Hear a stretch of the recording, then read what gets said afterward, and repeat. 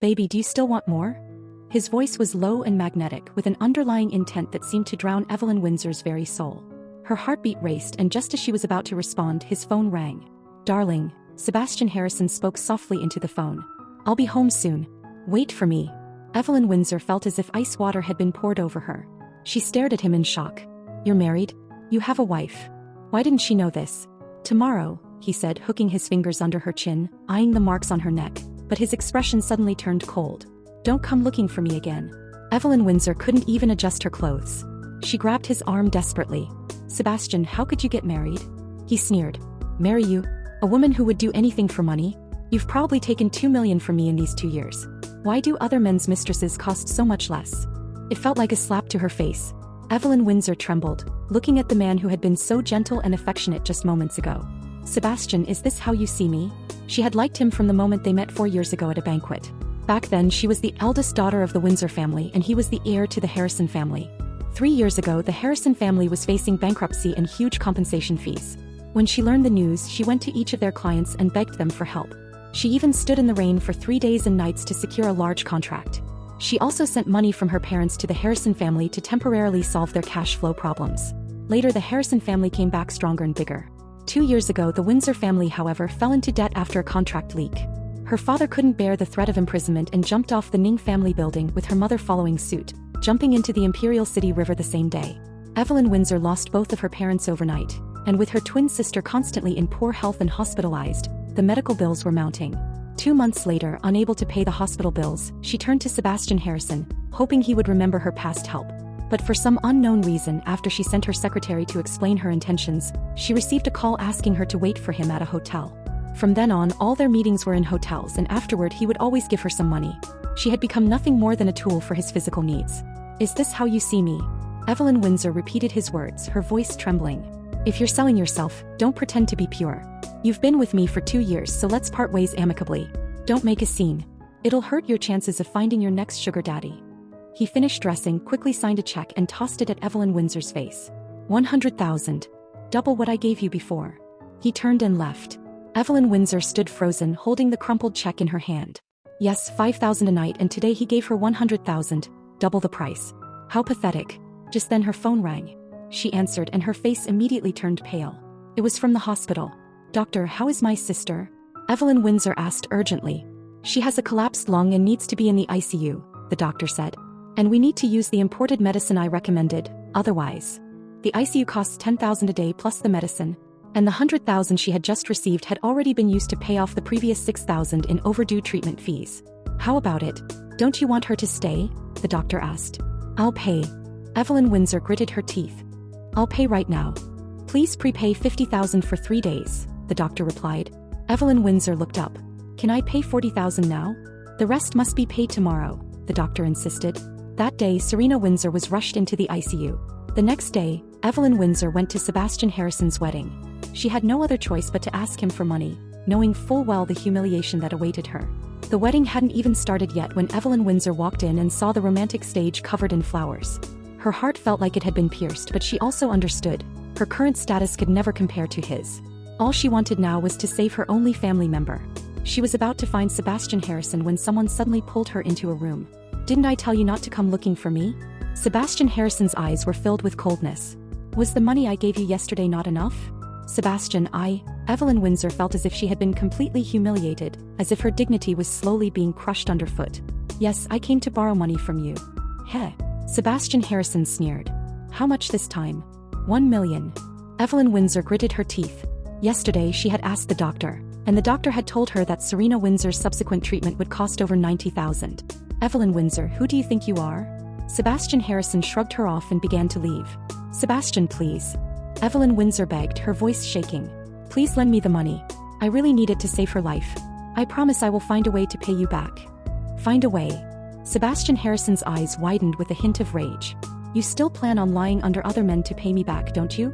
Just then there was a knock on the door behind them, and a woman in a wedding dress rushed in.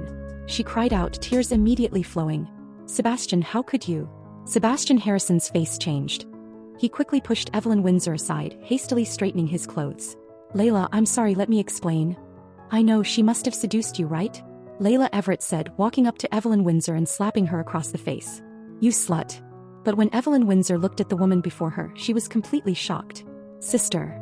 Layla Everett had been an adopted daughter of the Windsor family. Back then, Evelyn Windsor had treated Layla Everett like a sister, always sharing everything she had with her. And Layla Everett in the family had been gracious and poised, beloved by her adoptive parents. But 2 years ago, when the Windsor family fell into trouble, Layla Everett had completely changed, walking out without a second glance, not even attending her adoptive parents' funeral. Unexpectedly, 2 years later, she had transformed into Sebastian Harrison's bride. "Evelyn, how could you turn out like this?" Layla Everett looked at Evelyn Windsor with pain in her eyes. "You were once the eldest daughter of the Windsor family. How could you seduce men to become a mistress? How can you face our parents who are watching from the underworld?" Evelyn Windsor stood up from the floor and looked at her former sister with a cold smile. "Sister, how dare you mention our parents? How dare I not mention them?" Sebastian Harrison cut in. "When our adoptive parents passed, it was Layla who worked late nights to pay for their funeral expenses, while you only knew how to cling to powerful men." Cling to power? Evelyn Windsor's chest heaved with anger. If she had clung to power, how had the Windsor family fallen to this point? At that moment, someone outside shouted that the wedding was about to begin, urging the bride and groom to prepare. Sebastian Harrison wrapped his arm around Layla Everett's waist and spoke gently, "Darling, let's go." "Wait." Evelyn Windsor pulled at the torn fabric of her clothes and extended her hand. "You haven't given me the money yet." In that instant, the murderous look in Sebastian Harrison's eyes almost pierced through Evelyn Windsor. He pulled a check and pen from his pants pocket, quickly signing it, and threw it at her face. "Only half of it, $2,500. Cheap for you." Evelyn Windsor picked up the check from the floor, staring at the man leaving. Her vision blurred. Her clothes were torn, so she had to wrap herself with a tablecloth she found in the lounge. When she walked out, she overheard the groom say to the bride with tender certainty, "I do." Evelyn Windsor's body swayed and she quickly walked away. This was the end for her and him. She hurried to the hospital, but outside the entrance, a man on a motorcycle grabbed her bag. Evelyn Windsor was shocked and immediately chased after him, but how could she outrun a motorcycle? She watched helplessly as the motorcycle disappeared with her bag, the one containing the $2,500 she had just received. In despair, she collapsed to the ground and borrowed someone's phone to call the police. By the time she finished filing the report, it was already afternoon.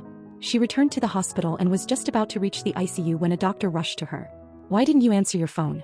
Your sister needed your signature for the surgery, but no family members were here."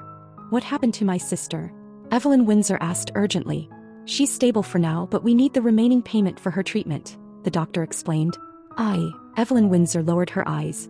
"I'm still figuring out how to get the money." She left the hospital and bought a cheap phone for 200 yuan, applying for a new SIM card, waiting for the call from the police. By evening, she received word. The thief had been caught, but the money had been transferred elsewhere and it would take some time to retrieve it. Evelyn Windsor felt as though a bucket of cold water had been poured over her.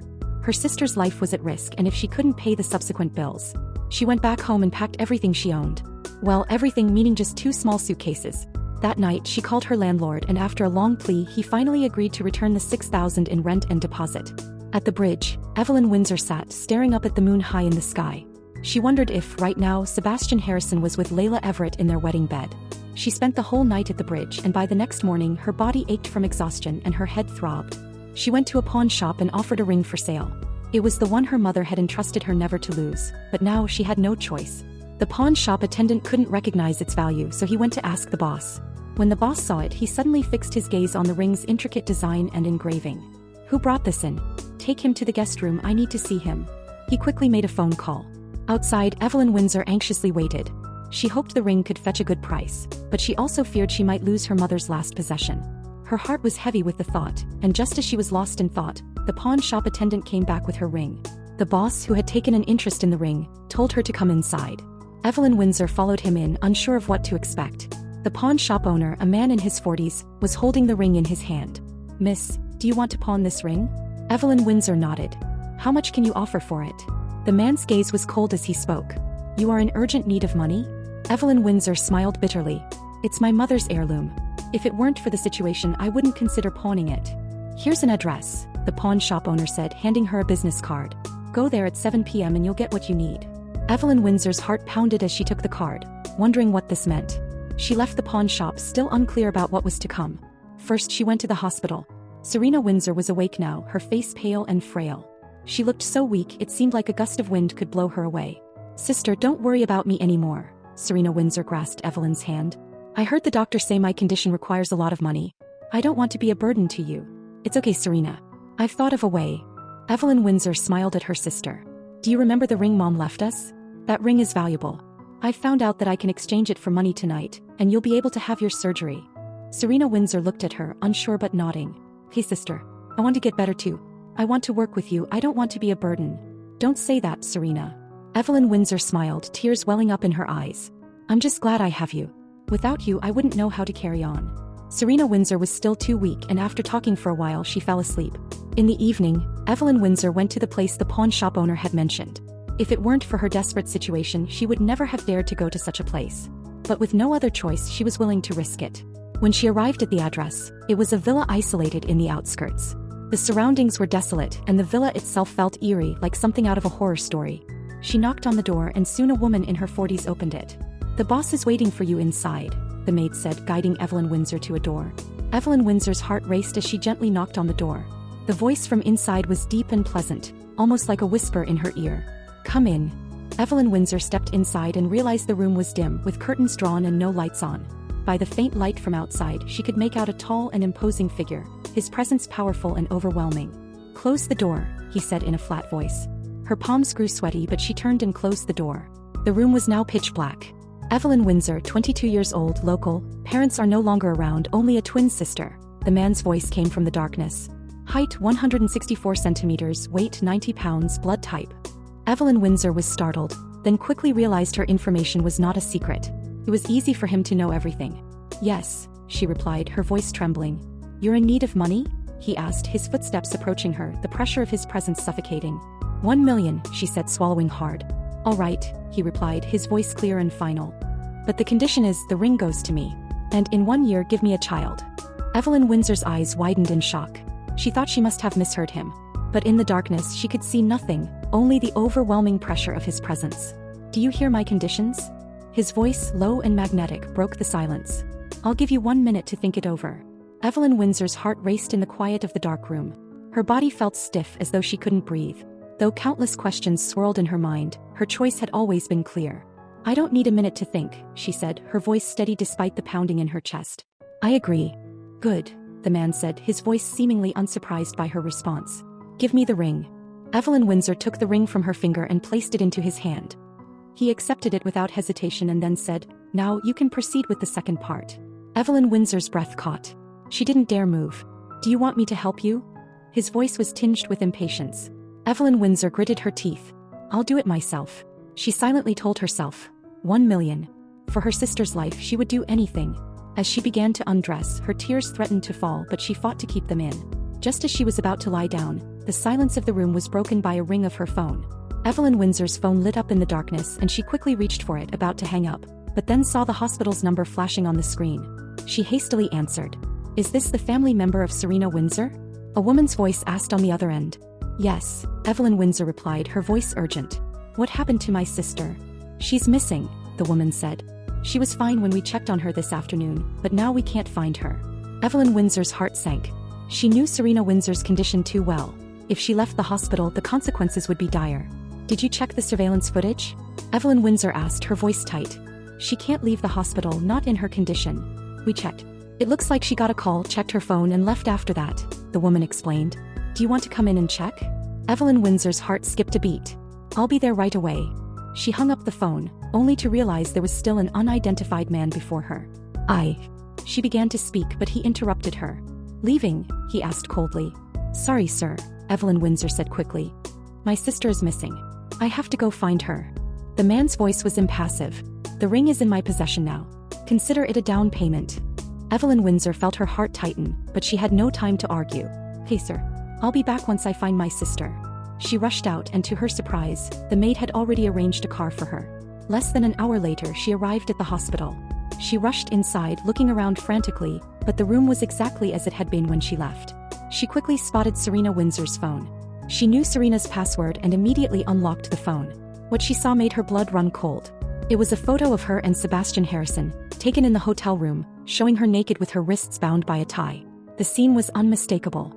Her hands trembled as she scrolled through more photos.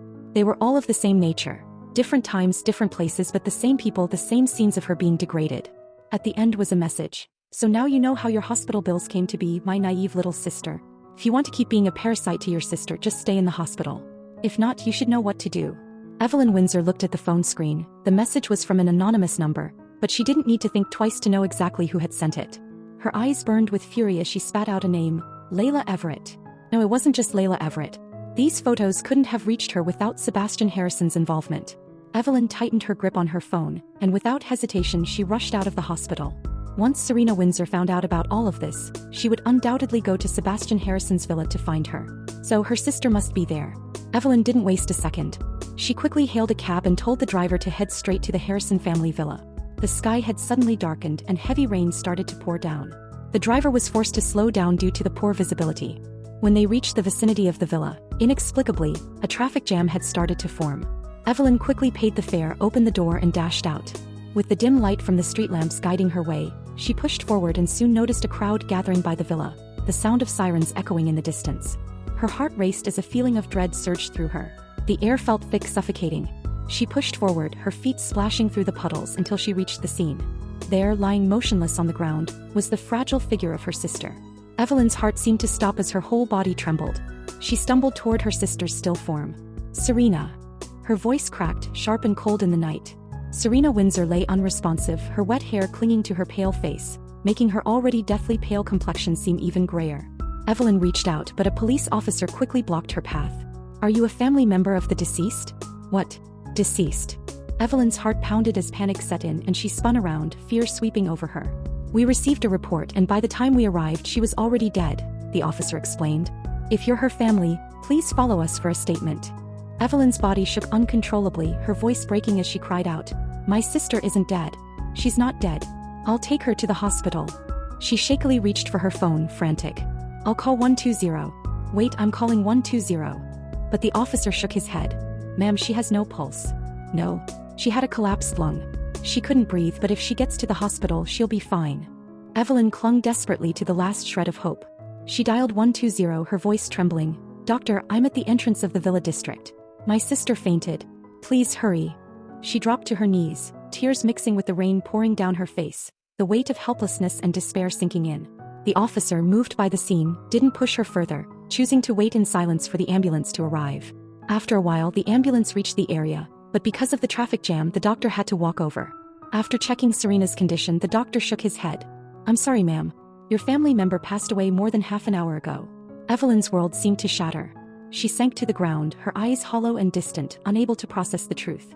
She slowly turned her gaze toward her sister's lifeless body. With trembling hands, she carefully lifted Serena and held her tightly in her arms, refusing to let go. Serena, don't leave me. Serena, we're all that's left of our family. Don't leave me, please. Evelyn sobbed desperately, clinging to her sister. The crowd around them began to disperse, unable to bear the sight. Evelyn didn't know how she left the villa, but when she woke up the next morning, someone notified her that she could see her sister one last time before the body was sent to the crematorium. Under the white sheet, Serena lay motionless, her face pale and bluish, the very picture of death. Evelyn's hand trembled as she gently touched her sister's cold cheek, tears flowing freely. Serena, I'm so sorry. I couldn't protect you. I couldn't protect her. That day, Serena Windsor's ashes were cremated. When Evelyn left the crematorium, she held a delicate urn, her face numb, almost empty. She stumbled but regained her balance. Holding the urn tightly, she looked up at the sky one last time, whispering, Serena, I'll never forget you. She had nothing left. Nothing. As she walked away from the crematorium, she overheard a conversation. Layla Everett is so beautiful. I heard she just married into the Harrison family and got a luxury car. Young Master Chow truly loves her. I heard they've known each other for years. How enviable. Evelyn's hollow eyes slowly turned, and at that moment she finally realized the truth. Sebastian Harrison, Layla Everett, it was them. They were the ones who had sent Serena the messages, and that's why she left the hospital and came here to the villa. They were the ones who killed her sister. Evelyn's eyes flared with hatred as she clutched the urn tightly in her hands. She stormed off toward the police station. I want to report a murder.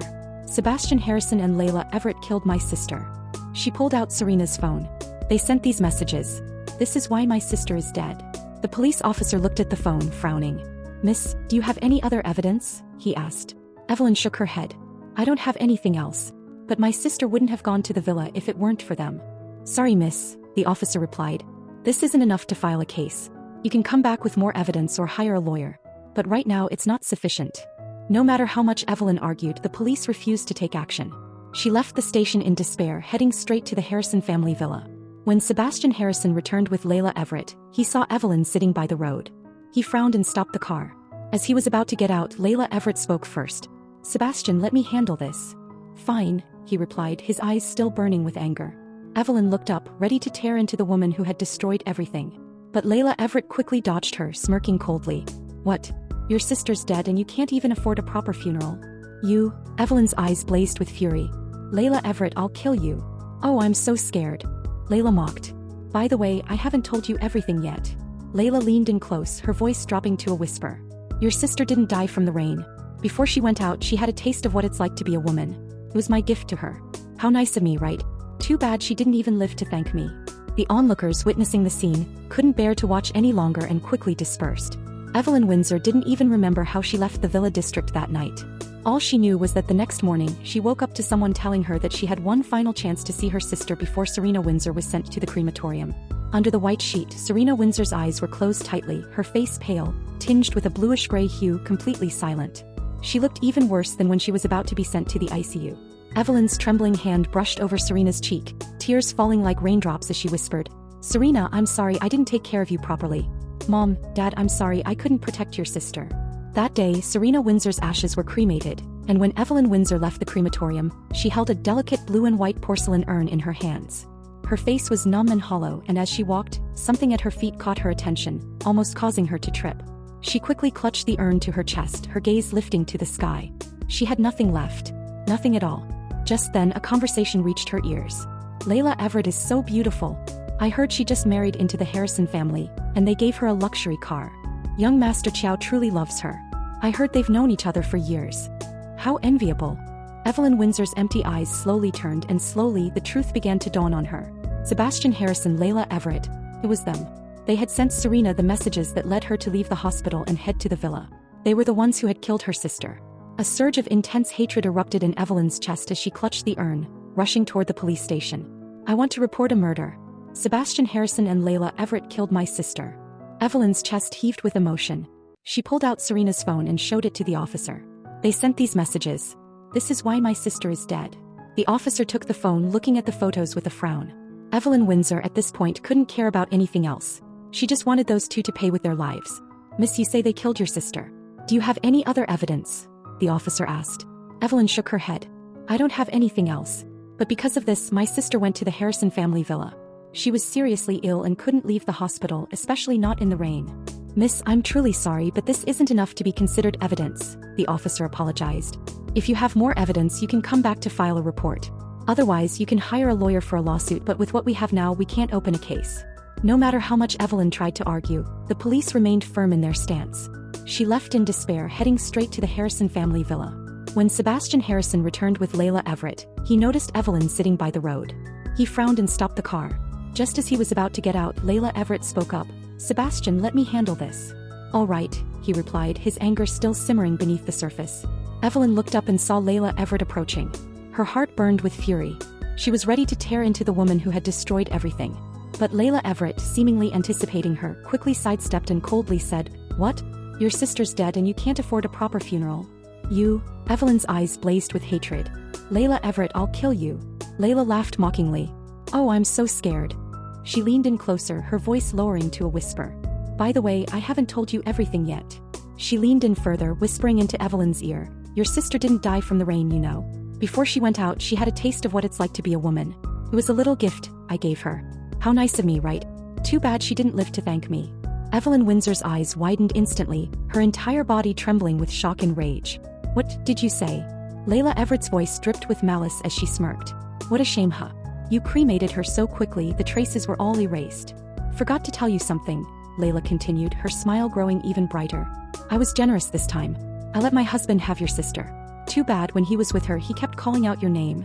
Evelyn's anger flared and she raised her hand, ready to strike the woman in front of her. But before she could make contact, a strong hand grabbed her wrist. She turned, meeting the furious gaze of Sebastian Harrison. "Evelyn Windsor, enough." His voice was cold, his grip tightening with increasing force, almost to the point of breaking her wrist. "Sebastian Harrison, you filthy beasts." Evelyn screamed, her voice hoarse with fury. "What did my sister ever do to you? Why did you treat her like this? If you wanted to kill me, come for me, why her?" Sebastian frowned, about to respond when Layla Everett spoke up. Darling, let's not waste time on this crazy woman. I heard she's been seducing doctors at the hospital today. Sebastian's eyes flashed with disgust, and he immediately jerked his hand away, releasing Evelyn's wrist. She lost her balance and fell hard to the ground, pain shooting through her tailbone, leaving her unable to move. The two of them climbed back into the car and drove off, leaving her there. Evelyn clenched her fingers into fists, rage and hatred burning deep within her. She had nothing left now. Barefoot and fearless, she was ready to kill them. Just then, her phone in her pocket began to ring. At first, she didn't want to answer, but the persistent ringing grew too much to ignore. She picked it up to hang up but froze when she saw it was a private number on the display. Her eyes stopped and a thought struck her. She swiped to answer. Evelyn Windsor, it's me. The man's voice was low and smooth, as if he were whispering directly into her ear. Sir, my sister's gone, our deal. Evelyn began to speak but was interrupted. Your sister's gone and now you've lost your will to fight? His voice had a hint of coldness. Even in her absence she would be disappointed. What do you mean? Evelyn Windsor pushed herself off the ground, her voice shaking. Have you never thought about avenging her? The man's voice was seductive. I've certainly thought about it. Evelyn Windsor's eyes locked on the villa in the distance as she spoke, her words slow and deliberate. I'll kill them. Is that so? The man's voice carried a mocking tone. Kill them and die with them? Does that mean you'll forget to seek justice for your sister's death? Evelyn's heartbeat skipped a beat. Sir, what do you mean? What if you could prove that your sister's death wasn't an accident, but caused by someone else? The man's voice was calm but with undeniable certainty. What if I could make sure those two beg for mercy but find no escape? Evelyn's breath quickened, her heart pounding in her chest. Sir, do you have a way? As I said before, the man's voice was steady and unyielding. Agree to my terms and I will make this happen for you. Evelyn Windsor's eyes narrowed, the fire of vengeance growing within her. She took a deep breath. Okay, sir. As long as you help me get revenge, I'll agree to anything. She had lost her only family and she was already in hell. Now she was willing to make this exchange with this mysterious man to bring peace to her sister, to her parents. Good, the man replied. Same place. I'll be waiting for you. Evelyn Windsor hung up the phone and headed straight for the villa. The place was just like the last time, dark, cold, and mysterious. She pushed open the door and inside there was no light, but this time she no longer hesitated or felt uneasy. She stripped away all barriers, preparing herself to do whatever it took. 1 year later. Miss, push harder. The head is coming. All right, it's here, it's here. It's a boy. The room was filled with busy voices as Evelyn Windsor lay weakly on the bed. Her eyes moved slowly, turning toward the baby in the doctor's hands. Hi, baby. Her voice was soft, her body drenched in sweat. The doctor carefully brought the baby over for her to see. 7 pounds exactly, a chunky little guy. A slow smile tugged at Evelyn Windsor's lips, warmth flooding her heart. She had lost her sister. Over the past year she hadn't even seen the face of the mysterious man who had helped her, but now she held a child, a piece of herself. Can I hold him? She asked softly. The doctor shook his head. We still need to take care of him a bit more. Let's clean him up first, then we'll let you see him after showing him to your husband. Evelyn's gaze dimmed. She knew that even giving birth to this baby was part of a deal. She had no real claim to him. Soon the baby was cleaned up, wrapped in a blanket and taken away. When Evelyn Windsor awoke again, she found herself in a private room. The maid, Zhang Ma, greeted her as she sat up, offering her a bowl of porridge. Miss, you must be hungry. Eat something. Evelyn Windsor indeed felt famished. After finishing the porridge she asked, Where's the baby? He's with your husband, Zhang Ma replied. Don't worry, you're still his mother and he needs your milk. Can I leave the hospital? Evelyn asked. I want to see the baby. Your husband said you can leave tomorrow, Zhang Ma answered. The next day, Evelyn Windsor returned to the villa. Zhang Ma brought the baby to her.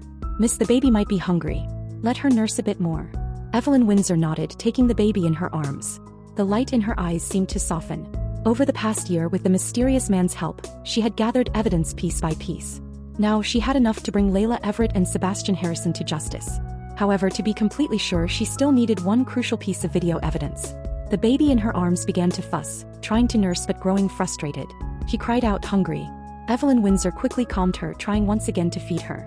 Finally, the baby latched on and began nursing, her little mouth making soft sucking sounds as she quieted down. Evelyn's heart filled with warmth, and she lowered her head to kiss the baby's soft forehead. In the following days, Evelyn spent her time feeding the baby, and in the spare moments she focused on learning new skills. She had made up her mind. Once the baby was weaned, her transaction with the mysterious man would be over. She would need to make a life for herself in this world. She wasn't sure whether the man would agree to co-parent the child after she weaned him, but she was determined to fight for it. He would need to have a skill, something to stand on. Her parents and sister were gone, but now she had a child. For her child, she would become strong. After avenging her sister, she would live well, and when the time came, she would be able to face those who cared for her. 6 months passed in the blink of an eye. The court of City A officially began the trial for the death of Serena Windsor, which had occurred a year and a half ago. Evelyn Windsor, dressed in a black professional outfit, sat on the plaintiff's side. On the defendant's side were Sebastian Harrison and Layla Everett. Layla Everett had become a top-tier celebrity by now, so the courtroom was filled with reporters scrambling to get the headlines. As Evelyn Windsor took her seat, Sebastian Harrison's gaze snapped toward her. It had been over a year since Evelyn Windsor had last been seen, and she seemed to have gained a little weight. She wasn't wearing any makeup and her cheeks were pale, but her features remained just as pure as they had been in his memory. Yet now, there was a certain indescribable softness to her demeanor. What surprised him the most was that when she looked at him, there was no longer the same intense hatred in her eyes, but rather an indifferent, almost detached gaze, as if he were a complete stranger. Layla Everett, noticing that Sebastian Harrison was staring at Evelyn Windsor, felt a surge of anger rise in her chest. However, because there were media reporters around, she refrained from acting out.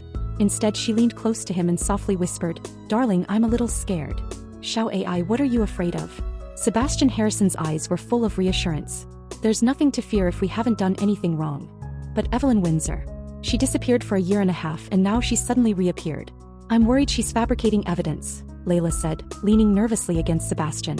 "You know, I'm a public figure and being associated with something like this is already giving me a headache. I'm really scared she'll slander me. That woman is capable of anything." "Xiao Ai, don't be afraid. You have me and you have the Harrison family."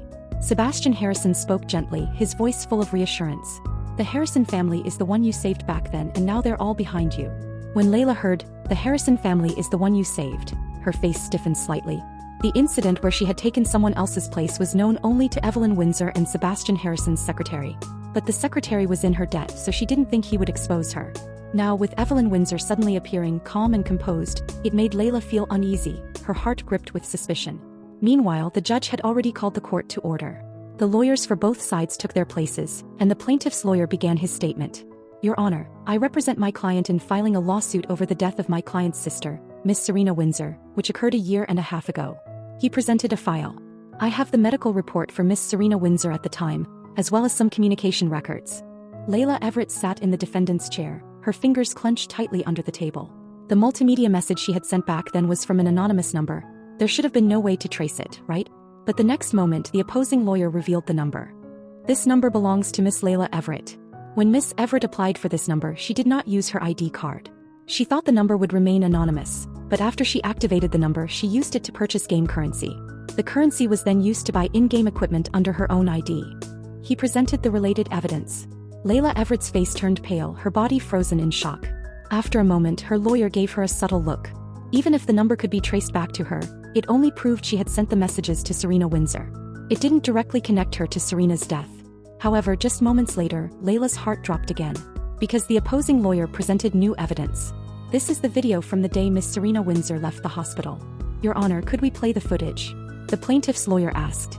Soon, a screen showed a video from outside the hospital. Evelyn Windsor, seated in the plaintiff's chair, stared at the figure on the screen, and her eyes immediately welled up with tears. She had seen this footage more than once, and every time she couldn't help but think if she could go back to that day, she would have stopped her sister from leaving the hospital. No matter what Layla Everett said, she would have prevented her sister from walking out of the hospital. But now it was too late. Everything was beyond her control. In the video, after Serena Windsor left the hospital, she got into a taxi, and the camera zoomed in on the license plate. Soon after, the taxi's route was tracked, showing it pulling up in front of a hotel. Serena Windsor then got out of the car and walked straight into the hotel. As the footage played, Sebastian Harrison's eyes widened in shock. Layla Everett trembled, her face pale. She had arranged for the hotel's surveillance footage to be destroyed. How had it resurfaced? What had Evelyn Windsor done to recover even the deleted video? Layla's nerves were on edge, her body shaking uncontrollably. The footage shifted, now showing the inside of the hotel. Evelyn Windsor was seen pressing the elevator button. She entered the elevator, heading to the floor where Sebastian Harrison frequently stayed. She walked to the door of the room and rang the doorbell. The door opened quickly, and to her shock, the person who answered was none other than Sebastian Harrison. Since there were no cameras inside the room, the footage cut off when Serena Windsor entered the room. The plaintiff's lawyer turned to Sebastian Harrison. "Mr. Chiao, may I ask what happened between Miss Ning and you inside that room?" Before Sebastian could respond, the defense lawyer interrupted. "Objection." The lawyer continued. "The person in the video is not Serena Windsor, but the plaintiff, Miss Evelyn Windsor." The courtroom erupted in confusion and everyone turned to look at the defense lawyer. He pulled out a stack of photos and said, "Ladies and gentlemen, these are photos of Miss Evelyn Windsor visiting the hotel and meeting my client, Mr. Sebastian Harrison. They were together for 2 years, and Evelyn Windsor visiting the hotel alone was a common occurrence. As we all know, Evelyn Windsor and Serena Windsor are twin sisters, so it should be clear who is in the video." His words struck like a bombshell, and the crowd turned to Evelyn Windsor with doubt in their eyes. Of course, the reporters were already furiously snapping pictures, eager to get their headlines. After all, while Sebastian Harrison and Evelyn Windsor's past relationship had only been speculative, now with the provocative photos in hand, it was undeniable. Layla Everett's face turned a deep shade of pale, her body shaking with anger. She had known about Sebastian Harrison and Evelyn Windsor's past, having caught them together more than once. But the difference between knowing and being publicly exposed was vast. Despite the defense lawyer's challenge, Evelyn Windsor's lawyer remained calm. He spoke up. "To clarify whether the person in the video is Serena Windsor or Evelyn Windsor, I ask for the judge's permission to replay the footage and zoom in on some frames." The footage was rewound, and the lawyer froze the frame showing Serena Windsor's attire when she left the hospital and entered the hotel. He zoomed in on the scene where Serena Windsor stood in front of the elevator. "Everyone, please pay close attention to this frame. Now, I'd like to call a witness to the stand." Soon, a man with blonde hair and blue eyes walked into the courtroom. The crowd was puzzled, not understanding why the lawyer had called him to testify and what his connection to the case was. "Thank you, Mr. Harrison, for taking the stand." The lawyer nodded and then added, "As you can see on the screen, the man standing in the elevator is Mr. Harrison." At the lawyer's cue, the audience noticed a figure standing in the elevator. Since the camera was directly facing him, his face was clearly visible. "Now, let's take a look at another video," the lawyer said, pulling out another video. This new video footage was exceptionally clear, offering a different angle. It showed George Harrison stepping out of the elevator, brushing past Serena Windsor and heading to the front desk. One particular close-up even revealed a distinctive mark on the back of his hand. "Your Honor, I also have Mr. Harrison's entry and exit records for Hua Country, as well as his hotel check-in records," the lawyer continued, presenting the evidence. Mr. Harrison arrived in City A for the first time that day. Upon hearing this, Layla Everett became uneasy, her heart racing. She glanced at her lawyer, who appeared deep in thought, furrowing his brows. "Mr. Harrison, I have a few questions for you," the judge said. "Go ahead," George Harrison nodded. "Have you seen the girl in the video?" the judge inquired. "I have," George Harrison replied. "It was my first time in City A, and this girl was so distinctive that I remembered her. She was very thin, wearing a hospital gown, and walking as though she could collapse at any moment. I'm a doctor, and I could tell right away that she was ill, particularly with a lung issue." "Could you have mistaken her for someone else, perhaps, if the plaintiff had been wearing the hospital gown?" the judge asked again. "No," George Harrison answered confidently. "I've been a doctor for over 20 years. I can tell if someone is sick at a glance. Even if the plaintiff had disguised herself, she couldn't have fooled my eyes if she wasn't truly ill." At that, the atmosphere in the courtroom changed. It became clear that Serena Windsor had indeed gone to the hotel and had met with Sebastian Harrison. And as for what had happened between the two of them in the hotel room, it seemed there was no need to speculate further. The plaintiff's lawyer turned to Sebastian Harrison. "Mr. Chow, still the same question.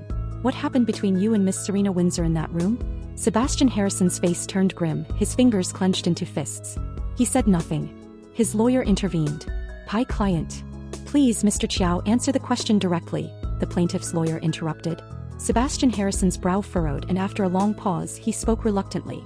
"I thought the person in the room was Evelyn. I thought she had come to find me." "So you had a relationship, didn't you?" the plaintiff's lawyer pressed. Sebastian Harrison turned his gaze away. "We had that kind of relationship before." "Please answer my question directly," the lawyer insisted, locking eyes with him. "Did you have a relationship with her?" "Yes," Sebastian Harrison gritted out, his voice full of bitterness. A gasp of shock swept through the room. "At that time, you and Miss Layla Everett were already married, yet you still had a relationship with Miss Serena Windsor after your wedding," the plaintiff's lawyer said. "Can I interpret this as you having lost all sense of morality?" Sebastian Harrison seemed barely able to sit still, his breath coming in short gasps. He coldly muttered, "I had been drinking. I felt terrible and I couldn't control myself." This shift in explanation left the courtroom in stunned silence. Why had Sebastian Harrison lost control that night? And what was the problem with the alcohol he had consumed? "Next, I would like to call the hotel staff from that day to testify," the plaintiff's lawyer continued. Soon a young man stepped forward. When Layla Everett saw him, her face turned pale. "You are Zhang Hai, correct?" After the witness oath was read, the plaintiff's lawyer asked, "Have you seen the defendant?" Zhang Hai glanced toward the defendant's seat. When he saw Sebastian Harrison, he hesitated slightly. "I might have seen him, but I'm not sure." Then his gaze shifted to Layla Everett and his eyes froze for a moment. "I've seen Ms. Everett." Layla Everett's face turned pale instantly. The plaintiff's lawyer asked, please describe in detail the process of you encountering the defendant. Zhang Hai spoke up. I was on duty that day when Miss Everett came to find me. She offered me a sum of money and asked me to do 2 things for her. What 2 things? The lawyer asked. The first was to destroy the hotel's surveillance system, Zhang Hai explained. She gave me 100,000 yuan, so I agreed. But when I went to do it, I ran into a colleague, so I just turned off one switch at random. I wasn't sure if it really worked, but when I came out, I just told her I'd done it. The second thing was to deliver a drink to a room. I remember the room number. It was the presidential suite on the top floor, the one reserved for Mr. Chiao. When I realized it was Mr. Chiao's room, I got a bit scared. Even though she offered me money, I didn't want to go. But then she took off her clothes and we had sex. After that, I don't know, I was caught up in the moment and delivered that problematic drink to Mr. Chiao's room, just like she said. You're lying. You're slandering me. Layla Everett exploded, unable to contain her anger. She stood up and pointed at Zhang Hai, shouting, "Did Evelyn Windsor give you money to make up these lies?" Zhang Hai shrank back, pulling out his phone. I thought she was pretty, so I secretly filmed a video and kept it. I would take it out to watch now and then. Later, when she became a big star, I realized who she was. The courtroom was stunned. Layla Everett was shaking all over. She turned to Sebastian Harrison just half a meter away and cried out, "Sebastian, you have to believe me. He took money from someone and now he's making this all up. The video in his hands must be fake. Don't believe him." Really? Sebastian Harrison's eyes flashed coldly. Then how do you explain the drink? If he didn't know anything, how would he know what drink he was delivering? Quiet, the judge ordered. Counsel for the defense, do you have any evidence to present? At this point, the defense lawyer knew the case was slipping away, but he still tried to present some evidence. My client and Miss Layla Everett are very much in love. Here is the bank transfer record from when Miss Layla Everett helped the Harrison family through a difficult time. Your Honor, please take a look. When the transfer record was presented, the plaintiff's lawyer spoke up. That record is false. We've already contacted the bank and we have the real record from that time. With that, the lawyer added, I now call 2 witnesses to the stand. Soon, a man and a woman appeared in court. The plaintiff's lawyer introduced the man. This is a bank data manager who can confirm that the transfer record I have is authentic.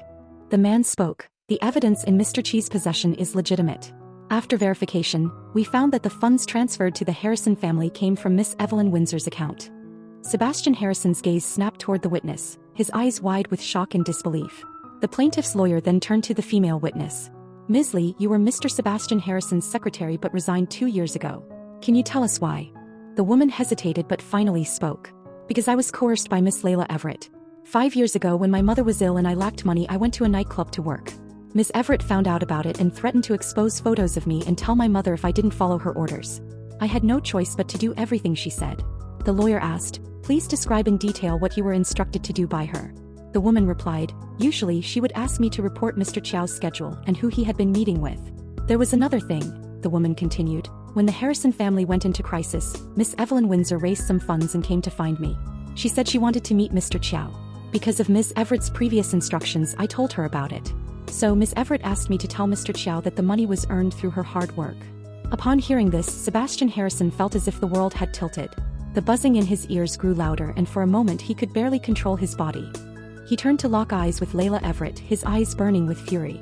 Xiao Ai, tell me this isn't true. Layla Everett's face was full of panic. She shook her head uncontrollably. They're all lying. They're lying. Sebastian, don't believe them, I would never do that. But from the panic in her expression, Sebastian Harrison could see the truth.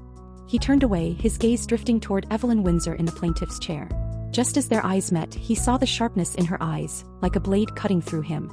His throat tightened with a strange emotion, his chest heaving as he wanted to call out to her. Flashes of memories suddenly filled his mind. Years ago, he had fallen in love with her at first sight. Her kindness, her gentleness, the way her eyes sparkled every time she looked at him. Then he confessed and she too liked him. She accepted his confession. Back then he was the heir to the Harrison family and she was the daughter of the Windsor family. An ideal match, and they believed everything would go smoothly. Until his company ran into trouble and she left him. But now it seemed that she never really left him. During that time when he was feeling down, she was always unavailable when he tried to meet her. He had thought she had grown tired of him, but now he realized the busy she spoke of was actually her running around for the Harrison family. No wonder she had asked him so many times if he had misunderstood her. He had always appeared gentle on the surface, but deep down he had mocked her. He had treated her as a tool to satisfy his physical desires.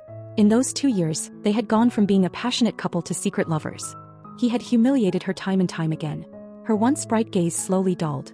She had been running around for her sister's illness, but he had believed she was selling her dignity for money. The more he despised her, the more he used her to vent his frustration. In the end, there was nothing left of their feelings but emptiness. Her sister had been in the ICU waiting for help, while he, after humiliating her, had cherished that scheming woman Layla Everett. No wonder he had felt unwell after drinking that day. No wonder he had sensed that the girl in his bed had become unusually thin. He now realized it had all been part of Layla Everett's scheme. Sebastian Harrison suddenly turned his gaze to the woman beside him, the one he had trusted but who had betrayed him. Why did you scheme against Serena Windsor? She never wronged you. Sebastian, this has nothing to do with me. I don't know what you're talking about. Layla Everett, now cornered, could only deny everything. She had no idea what consequences she would face once convicted. Silence, the judge ordered. The plaintiff's lawyer then presented more evidence. On the day Miss Serena Windsor passed away, she received a phone call and a multimedia message from Miss Layla Everett. The content of the message is displayed on the screen for all to see. As for the phone call, while we cannot fully restore it, Miss Serena Windsor had recorded it on her phone. You may listen to it now. The lawyer added, arranging for the recording to be played.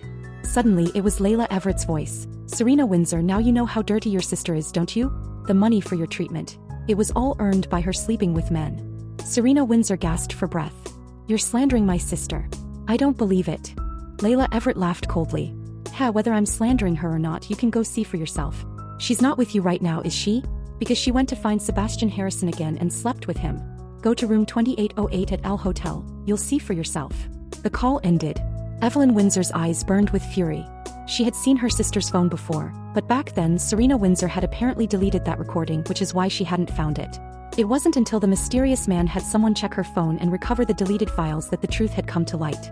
From that moment on, the truth had been almost fully revealed. So it was Layla Everett's plan that led Serena Windsor to the hotel, where she encountered a drugged Sebastian Harrison. He mistook her for Evelyn Windsor and raped her.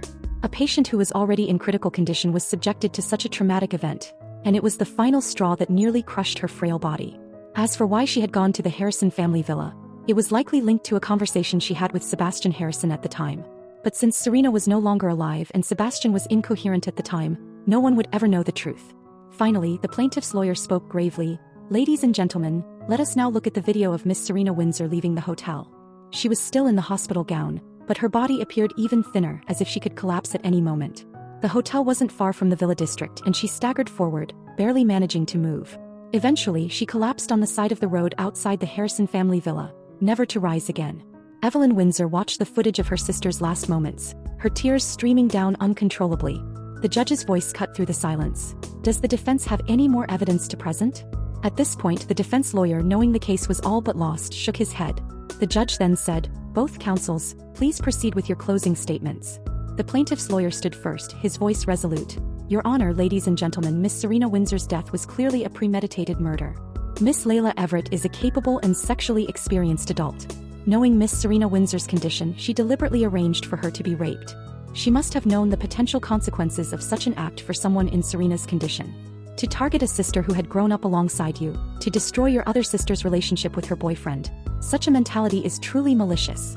Moreover, the chain of events that led to Serena Windsor's death was clearly designed to bring her to the point of death. Therefore, I represent my client in accusing Miss Layla Everett of premeditated murder and Mr. Sebastian Harrison of rape and manslaughter. His words were powerful, supported by videos, documents, and several witnesses. The audience, hearing his impassioned speech, nodded in agreement. All eyes turned to Layla Everett and Sebastian Harrison, the once envious couple whose polished appearances had long captured the public's adoration. Behind the glamorous facade, they had ruthlessly plotted the deaths of two sisters, committing despicable acts. Beneath their pristine exteriors, their hearts were rotting with darkness. Layla Everett at that moment looked as pale as death. She knew it was over for her. No matter how the verdict turned out today, Layla Everett was finished. In Sebastian Harrison's eyes, all the good she once had was now slapped away by reality, turning into nothing but her evil deeds. So, Sebastian Harrison would certainly never want her again. He might even go as far as to ruin her completely, just like he did with Evelyn Windsor. Her career was over as well. As a celebrity with such a scandal, she could already imagine her Facebook being attacked by netizens. All her past endorsements, advertising contracts, and film deals were likely destroyed. Not to mention, she would be facing heavy penalties for breach of contract due to her tarnished personal image. She slumped in her chair, her body limp. Yes, she had wanted Serena Windsor dead from the start. She had willingly sent her man to her, thinking it would solve everything. If Serena Windsor died at Sebastian Harrison's hands, then she would pull him down with her. They would be in the same boat. And with Evelyn Windsor's close relationship with her sister, Once the truth came out, she would never reconcile with Sebastian Harrison in this lifetime. So she thought she had sacrificed her man just once, but in exchange for a permanent solution. Why not? But why had Evelyn Windsor managed to find so much evidence?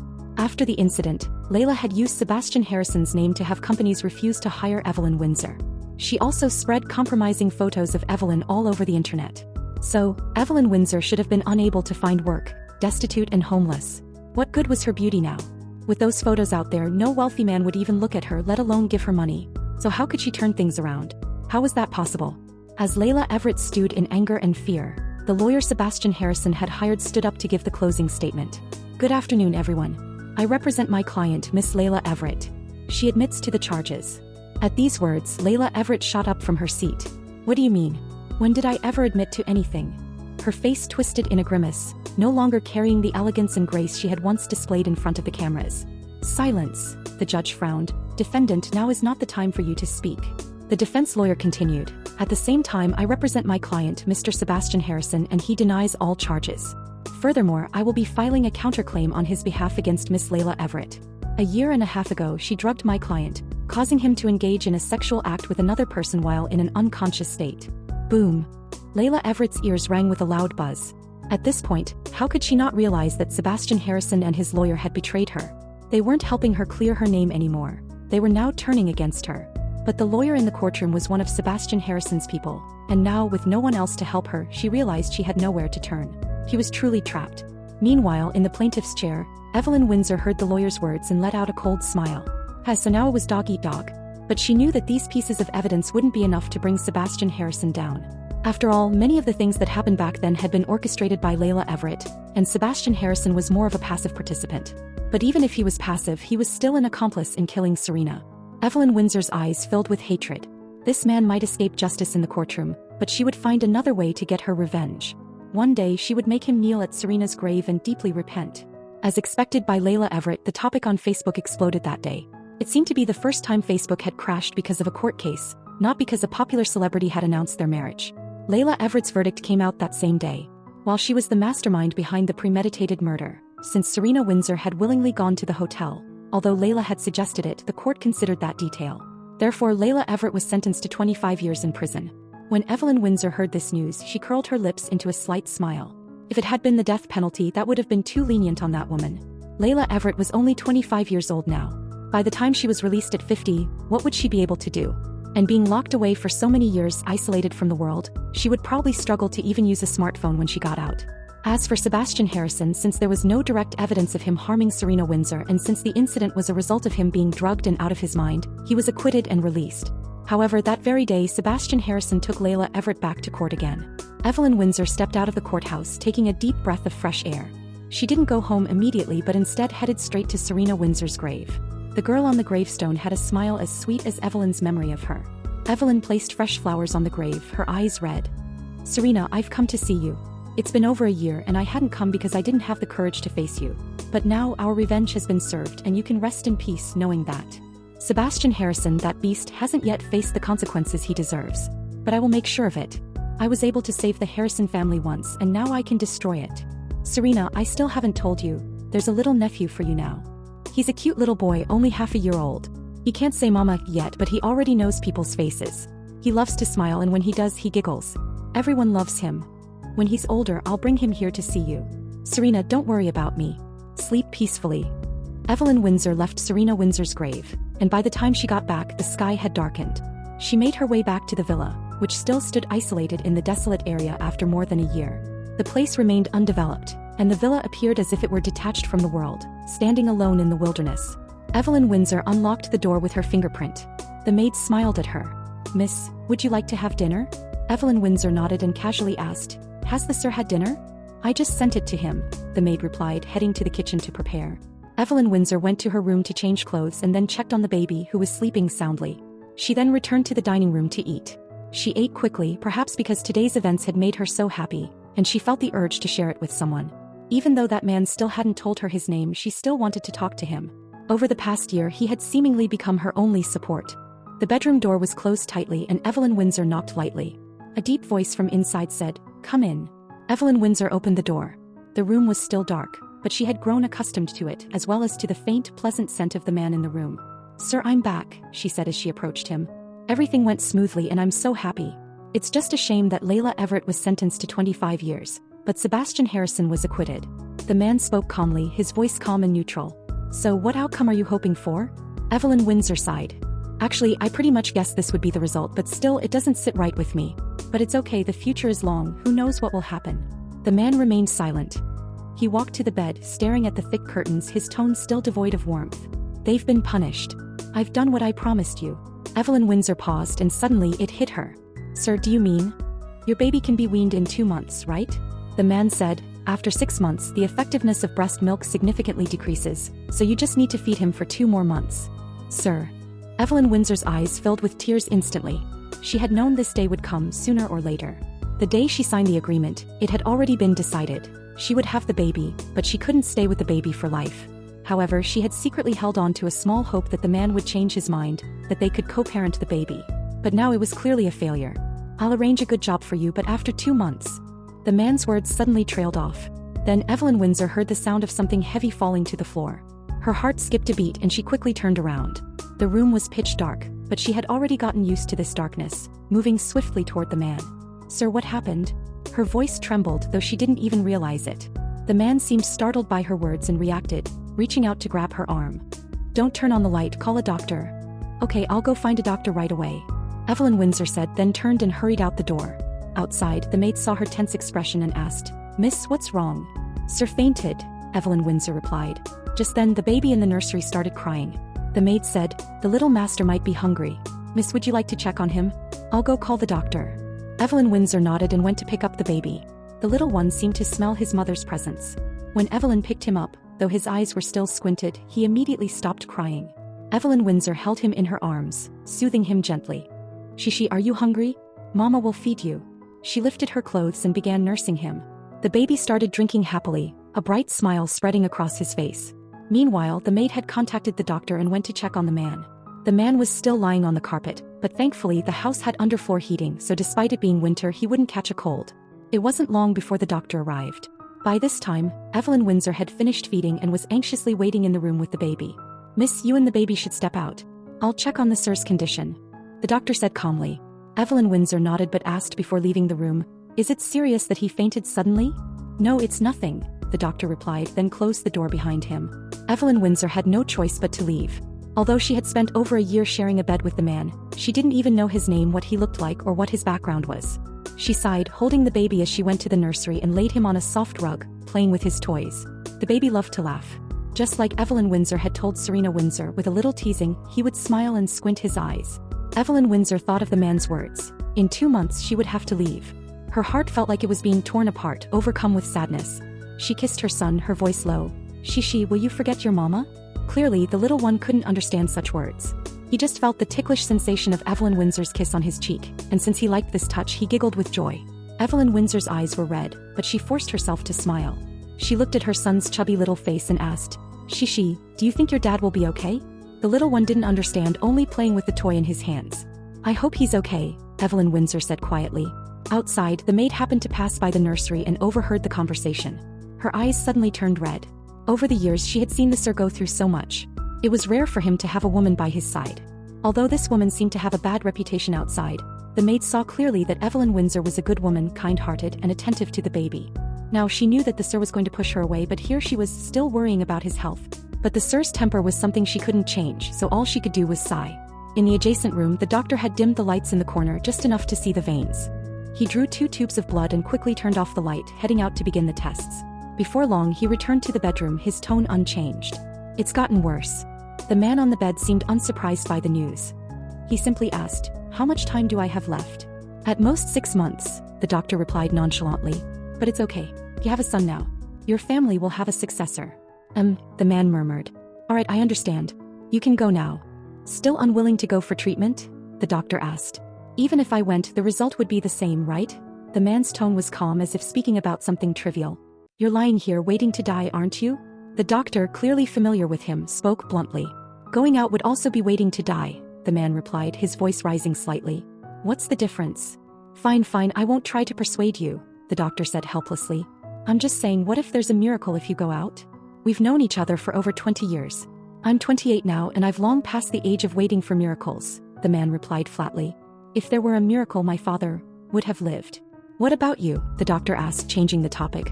What about that woman and your son? My son, I'll hire the best teachers to train him. As for her, the man paused suddenly. I'll make sure she's financially secure for the rest of her life. I can tell she still cares about you, the doctor said, gently patting the man's shoulder. Honestly, you only have this last half year. Why not try a romance? The man scoffed at the suggestion, then replied, That's not something you'd usually say. You've had this illness for so many years. Have you ever truly enjoyed a day of life? The doctor asked, his frustration apparent. You're 28, not 88. Why not live it up a little at the end of your life? I've gotten used to it, the man said indifferently. Time has no meaning or difference to me anymore. Fine, you've given up on life, the doctor said, getting up to leave. But if you ever feel noticeably worse, remember to call me. We've known each other for so long, I should at least come to see you off in the end. Okay, the man responded. The doctor opened the door and left. Outside, Evelyn Windsor heard the doctor coming out and hurriedly ran to him. Doctor, how is he?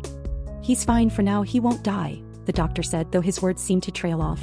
Evelyn Windsor immediately sensed something was off, especially since she had always assumed the man didn't want her to see his face, which is why he always closed the curtains when they were in the bedroom. But after she moved in with the baby, she realized the man never went outside during the day. He was either in the bedroom or the study. She knew he had enormous wealth and had overheard him mention business news, as if he knew everything about the outside world. Sometimes she would even hear him making business calls, but wherever he was, it was always dark. Since the baby was born, they had slept in the same bed, but he never touched her. She was initially going to stay in another room, but the maid had insisted she stay in the bedroom to care for him, saying it would make her feel more at ease. Now the man had suddenly fainted without cause, and the doctor's reluctance to speak, despite having done the blood test in a well-lit area, confirmed Evelyn Windsor's suspicions. He was certain now. The reason the man was always in the dark was because he couldn't be exposed to light. He must have a rare illness, which was why he lived like this. At that moment, the doctor's hesitation only validated Evelyn Windsor's guess. Seeing that he wasn't speaking, unsure whether it was because the maid was present, she had an idea. Zhangma, could you please help hold the baby? I just remembered I have a package I left by the door. The maid didn't suspect anything and went to the nursery to comfort the baby. Evelyn Windsor then turned to the doctor and said, Let me walk you out. Once they were at the door, Evelyn Windsor didn't beat around the bush. She spoke directly. Doctor, tell me the truth, has he been diagnosed with a serious illness? Seeing the genuine concern in her eyes, the doctor stopped and asked, He's about to kick you out. If he's really sick, shouldn't you be happy? At least your child might not be taken away. He's Shishi's father, Evelyn Windsor said seriously. Yes, I'm sad because he wants to separate us, but he's still Shishi's father. I want Shishi to grow up in a complete family. Even if I can't always be with him, at least both of his parents will be alive. The doctor's expression shifted, and after a long sigh, he spoke. I'm afraid your hope is going to be dashed. What do you mean? Evelyn Windsor felt a sinking feeling in her chest, a bad premonition creeping up. He has a very rare genetic disease. His father developed it shortly after he was born. The doctor explained. This disease can't be exposed to light. If it is, his skin will ulcerate. And it's incurable. Even if he avoids sunlight, there isn't a single person in history with this condition who has lived past 30. Evelyn Windsor's eyes widened in shock, her heart feeling as though it had been gripped by invisible hands. Her lips trembled. So what about now? How much time does he have left? He probably has only about 6 months, the doctor said, shaking his head. I've been his friend, but I can't convince him. I actually want him to go to an external medical institution for treatment, but he says there's no cure anywhere in the world, and that going would only make things worse. He's so stubborn.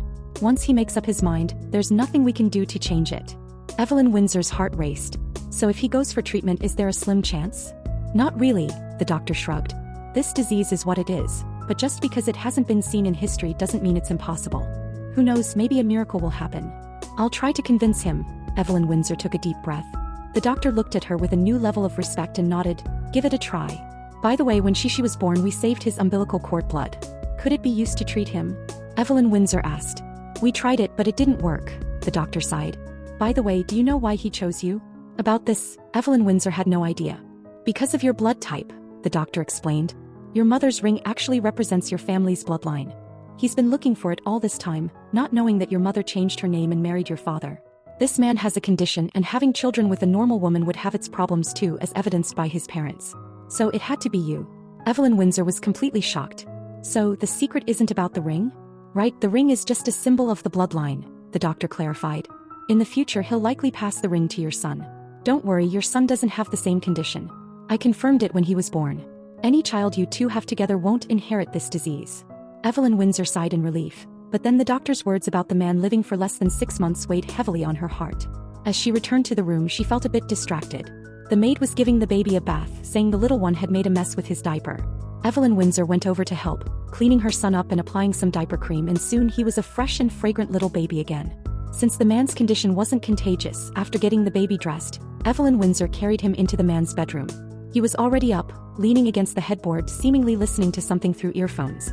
When he heard Evelyn Windsor enter, he spoke indifferently. "Is there something you need?" Evelyn Windsor, holding her son, replied with a hint of joy in her voice. She, let's go over and let Daddy hold you, okay?" She walked over and placed their son into the man's arms. Immediately, a soft, small body was added to his embrace. The man reached out to hold him, trying to get a better look at his son's face. But even though he was used to the darkness, he could only make out a faint, blurry outline. The little one, however, seemed to recognize the man's scent and giggled happily at him. The man's heart warmed, a soft feeling flickering in a corner of his heart. She, he called, kissing the baby's tender cheek. The little one smiled, his small hands reaching for the man's chin. The stubble wasn't sharp enough to hurt, and the baby curiously rubbed his hand over the man's chin. Although Evelyn Windsor couldn't see clearly, something about the moment made her feel a sense of peace. However, not knowing how the man was feeling physically, she wondered if holding the baby too long might tire him, so she asked, "Sir, would you like to rest for a bit?" "No, it's fine," the man replied, continuing to entertain their son. But perhaps because the room was too dark, the little one started to fuss after a while. He pouted, letting out a small whimper as if holding back tears. Seeing this, Evelyn Windsor quickly took the baby from the man. "Does the baby want to play with his toys?" "Mama will go get his toys, okay?" The room fell silent. The man lowered his head and gazed at the empty space in his arms, a wave of sadness sweeping over him. Outside, the little one had played for a while, then tiredly fell asleep in Evelyn Windsor's arms. She carefully placed him in the crib, kissed his little face, and then got up to leave. The man was somewhat surprised. Usually, Evelyn Windsor wouldn't come to the bedroom this early. Today it seemed like she was deliberately spending time with him. He felt the bed shift beside him, followed by the familiar scent of the woman. Evelyn Windsor wasn't sure how to talk to the man beside her. In fact, she knew very little about him. Despite having known him for over a year, their relationship had been nothing more than a business one. They had shared many intimate moments, but they had never truly communicated on a deeper emotional level. After thinking for a moment, she decided to start with small talk. "I went to my sister's grave today," Evelyn Windsor said. "She knows that I've avenged her and now she can rest in peace." The man responded but said nothing further. "By the way, I passed by a hot pot restaurant today and noticed there was a long line outside," Evelyn Windsor continued. After she spoke, she suddenly realized how awkward the conversation was. It felt like something she had never said to him before. It was as though they hadn't even discussed the weather. "You're talking a lot today," the man observed, sensing something. "Why?" Evelyn Windsor paused, then casually replied, "Because I finally avenged my sister, so I feel lighter." She then turned to him and asked, "Is there anything you want to talk to me about?" After a few seconds, the man replied indifferently, "No." Evelyn Windsor sighed inwardly. She seemed to have no idea how to start a conversation with him. She shifted slightly, reaching out her hand. "Were you listening to music earlier? Could you let me hear it?" But as she extended her hand, she didn't grasp the earphone wire. Instead, she found his hand. His hand was warm and dry, much larger than hers. Both of them froze for a moment, then Evelyn Windsor quickly let go, chuckling awkwardly. "I didn't see." In fact, they had been closer in the past, but for some reason this moment of holding hands made them both feel slightly embarrassed. "Did Dr. Shao say something to you?" the man suddenly asked. Evelyn Windsor stiffened for a moment but quickly denied it. "No, he just told me to take good care of you and help you stay in a good mood." "Busybody," the man said dismissively, finally dropping his suspicion. Evelyn Windsor breathed a sigh of relief. Then she had an idea and stood up. "I heard a song the other day. It was really nice. Wait here, I'll go get my phone." She stood up from the bed and went outside. After getting her phone, she plugged in her earphones and played the song, returning to the bed. She sat next to the man and handed him one of the earphones. "Why don't you listen too?" The man took it and put it in his ear. As the soft music played, a deep male voice filled the room. "This story began with one person. I was serious, turned it into we. This fate no one turns away, and you started rewriting the script, giving me more lines. This life, originally a single one. You insisted and we became this. All the future we promised to wait together. The vows of youth took root, deeper than anyone else's. Entered the door, turned on the light, and became a family. Holding hands so tender, walking side by side for eternity. You lovingly gazed at me and said, 'Happiness is having me.'" The room was quiet. They sat side by side at the head of the bed, neither of them saying a word, just quietly listening to the music. It was hard to say how long they had been sitting there, but eventually, Evelyn Windsor's playlist cycled back to the first song that had been played. She snapped out of her thoughts and asked, "Did you like it?" But beside her, the man's breathing had become even and steady. He had fallen asleep. It was obvious that his strength was gradually fading. Over the past 6 months, there had been many moments when she could have noticed it, but with all her focus on the baby, there were things she had overlooked. At that moment, Evelyn Windsor suddenly felt a heavy, sorrowful weight in her heart. In her lowest moments, when she was consumed by hatred and despair, it had been him who gave her the strength to stand up again. Though their relationship had been a transaction, people's hearts were soft. These 400+ days had not passed without leaving a mark on her life. "Sir," she gently called, confirming that he was truly asleep. Then she carefully helped him lie down. It was probably around 10 o'clock. Evelyn Windsor went to the bathroom, then checked on the baby. The maid told her that the baby was still sleeping soundly. She then returned to the bedroom. She lay down fully clothed and tucked herself in, but sleep eluded her. She inched closer to the man beside her, reaching out and holding his hand. Her heart was filled with indescribable emotions. Was this man, the father of her baby, really only going to live for another 6 months? Evelyn Windsor had lost her parents, her sister, and now was she going to lose this man, who didn't even have a name in her life? She had gone through too many joys and sorrows, and she didn't want to see another person close to her slip away. She tightened her grip on his hand and whispered softly, "I still don't know your name. I don't even know what you look like." The room was silent. No one answered her. "Actually, at first I was really scared of you. But later I realized you're actually a good person. Even though everything between us was a transaction, and now that the transaction is over we're supposed to have no connection, I still feel like you're my family." "You probably don't have any family left either, right? At least in the past 6 months I've never seen anyone. Do you feel lonely? Do you feel hurt when you're alone? You said I should leave in 2 months. So for these last few days, let me stay and be with you." In fact, the moment Evelyn Windsor gently laid him down, he had woken up. Though he was still a little disoriented, he could hear every word Evelyn Windsor said. But he didn't move. He didn't respond. He just quietly waited, wanting to hear everything she had to say. "Actually, I'm lonely too. You don't know, when I only had my sister and then she left, I had no goal except for revenge. Now that the revenge is almost over, though Sebastian Harrison is still alive, he won't be happy. A selfish, self-centered person like him will never find happiness. I thought I had nothing left to hold on to, but then our baby was born. I can't bear to part with him. I want to see him grow up, watch him learn to read and write, and even one day get married and have children. I want to watch him grow up with you." At this point, Evelyn Windsor suddenly couldn't continue. She sighed deeply. "Actually, I can't bear to let you go." Beside her, the man's breathing suddenly stilled for a moment. That night, Evelyn Windsor talked for hours until eventually she unknowingly fell asleep. However, she never let go of the man's hand. The next morning, when Evelyn Windsor woke up, she found herself in his arms. She was holding his waist, her arm resting on his shoulder and her legs draped across his body. She was startled. This sleeping position hadn't happened in a long time. The only times before were when she first came and he had exhausted her. The two of them had fallen asleep like that, only to wake up the next morning tangled in each other. Evelyn Windsor quickly realized what had happened and hurriedly pulled away from him, fearing she might hurt him. Her movements woke him and he also stirred, releasing his arm from her waist. "Good morning," she said in a lazy voice, sounding like a cat basking in the sun on a summer balcony. "Good morning," he replied, a rare response from him. "I'll go check on the baby," Evelyn Windsor said as she got up and went to the next room. The baby had woken up and had eaten some solid food earlier. He was now playing happily, and when he saw Evelyn Windsor his eyes lit up and he started crawling toward her. Evelyn Windsor knew the baby was probably hungry again, so she fed him first before heading to the kitchen. "Miss, is the sir awake?" the maid asked. "He's awake," Evelyn Windsor replied. Seeing that the maid was about to bring the meal, she said, "I'll take it to him." "Aren't you going to eat first?" the maid asked. "It's fine, I'm not too hungry," Evelyn Windsor said as she pushed the cart to the man's study. The study was dark. He was sitting at the desk talking on the phone with earphones in. Evelyn Windsor had learned some French and could catch a few words, but she couldn't understand what he was saying. She placed the cart down, unpacked the food and waited for him to finish the call. It was then that the man realized it was her. He hung up the phone and asked, "What's wrong?" "It's nothing," Evelyn Windsor replied, handing him the utensils. "The baby crawled for the first time today. After you eat, shall we go watch him?" "All right," he answered, quietly eating his meal. After a couple of bites, he asked, "Have you eaten?" "I'll go soon," Evelyn Windsor smiled. "Let's have a competition and see who finishes first." With that, she quickly turned and left. In the darkness of the study, the man's lips curved into a subtle smile. For the rest of the month, Evelyn Windsor spent most of her time with the baby and the man. She later found out about Sebastian Harrison suing Layla Everett, who was then fined a hefty amount for emotional damages and sentenced to 3 years in prison. During this time, she realized that when she spoke to the man, he gradually started responding. Eventually, he began engaging in short conversations with her. She even found a common topic between them: work. She had decided to return to work once the baby was weaned, so she started asking him questions about the market. The man was clearly well-versed. When it came to professional topics, he spoke confidently, offering her valuable insights and teaching her many things. Slowly, she got used to eating in the darkness.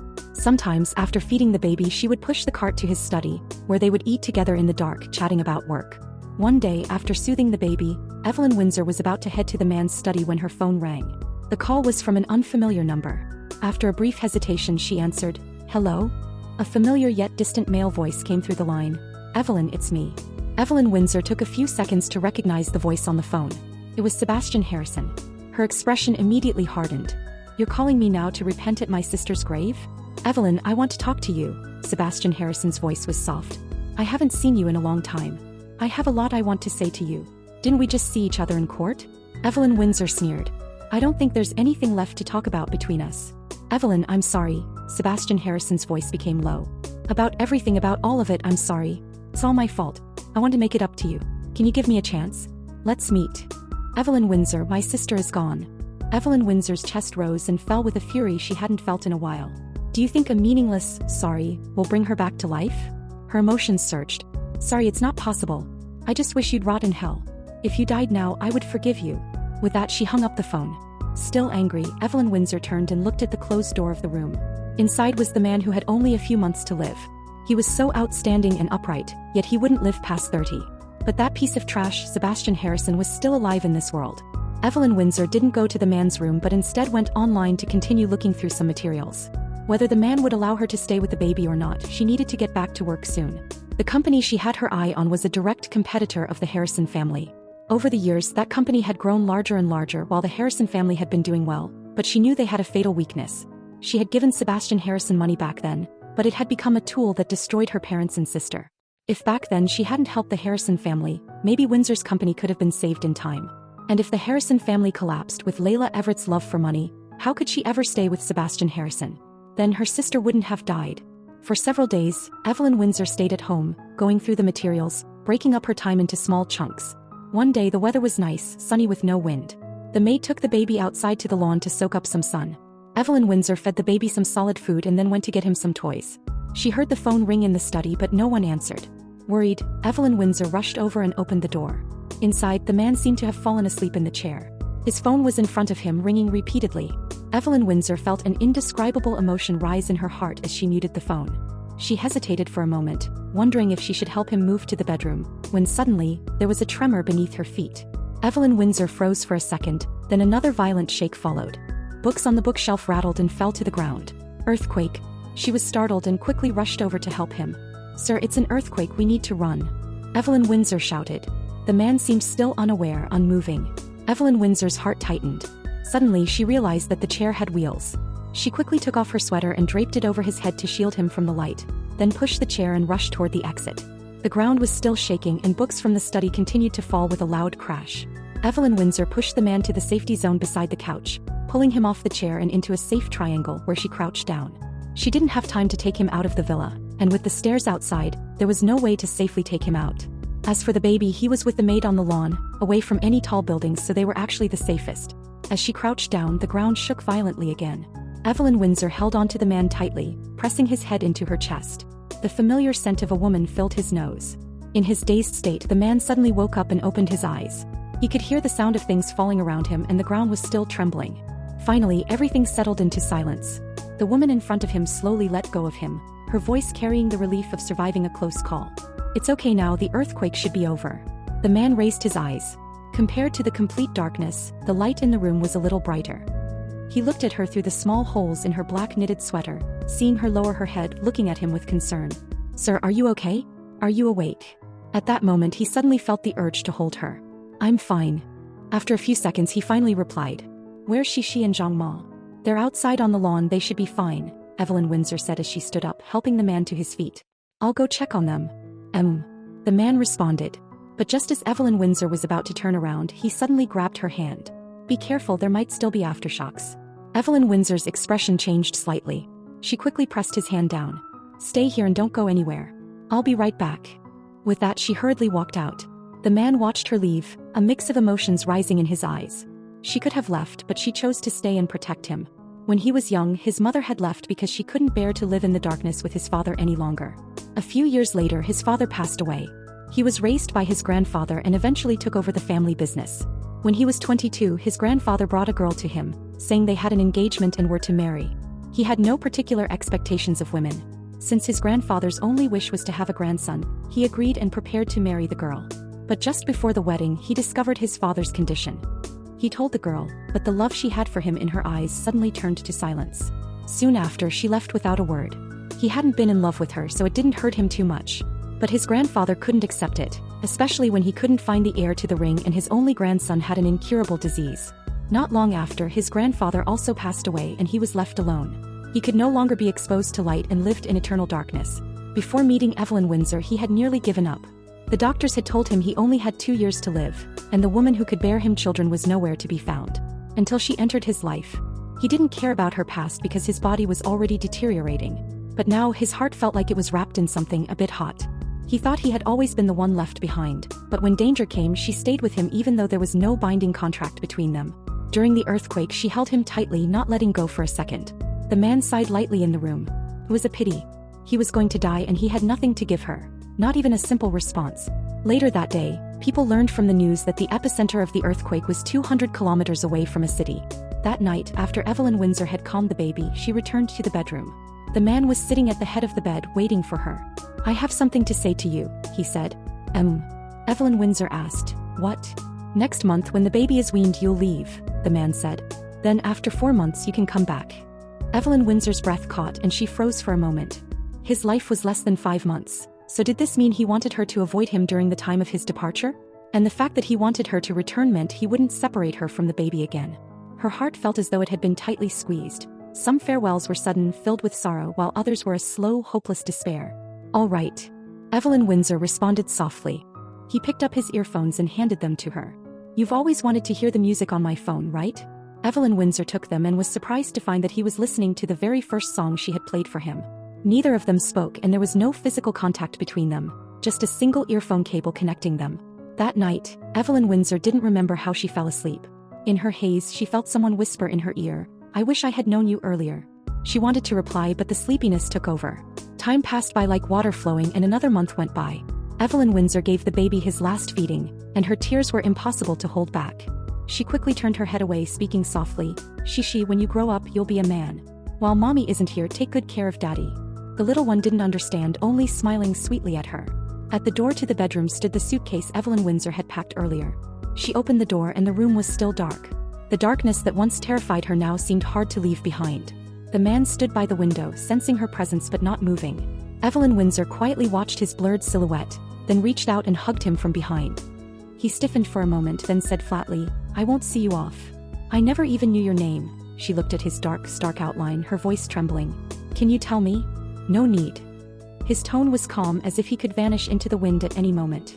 Evelyn Windsor couldn't hold back anymore. She moved to face him, her tears pouring down. "I don't want to leave. Can you let me stay with you and the baby?" By now the man had guessed it. He must know now. He said nothing, simply pried her fingers off him. But she seemed to have gathered strength, clinging to him fiercely. She even stood on her tiptoes, trying to kiss him.